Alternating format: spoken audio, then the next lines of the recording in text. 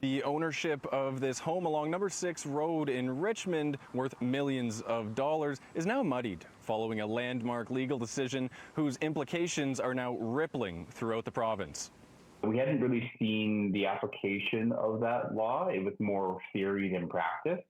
Justice Barbara Young granted title to 4 Cowichan tribes in a developed area of southeast Richmond near the mouth of the Fraser, effectively affirming that Aboriginal title can supersede private property rights, unsettling BC's fee simple ownership system. It's got to send a bit of shivers, I think, throughout many of the cities where there's Aboriginal title claims over the large areas. This case has the potential, I think probably causes the most fears. What does this mean throughout the province? Because obviously everyone knows that there probably are Aboriginal title lands within their own fee simple interest. The court found that Cowichan tribes traditionally lived on the land over the summers before returning to what we now call Vancouver Island for the winters. Between 1871 and 1914, the BC government sold it to settlers without consent, violating their Aboriginal title. The Cowichan Nation has previously said they have no intention of recovering privately held lands in this case. Instead, they were seeking a negotiated settlement with the government over publicly owned lands. Merle Alexander, a lawyer and expert in Aboriginal title, says the province would be much more prudent to negotiate than litigate, although it already said it plans on launching an appeal.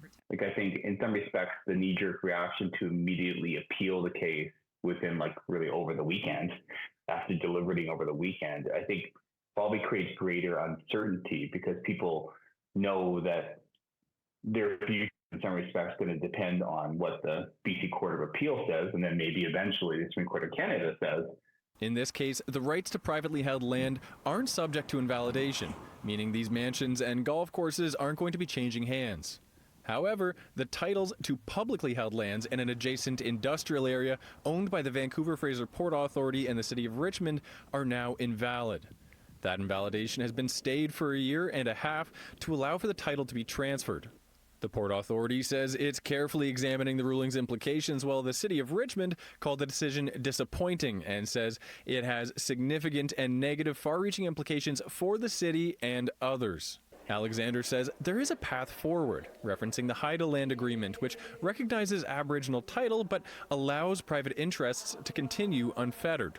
The Haida Agreement that was negotiated last year shows that if the BC government and the federal government and First Nation government sit down, that they can create legal clarity about how Aboriginal title lands apply to in a fee simple context. With the appeal process waiting to begin, the court case, which already broke records after taking 513 days to reach a verdict, promises to continue for years to come. In Richmond, Rabb, City News.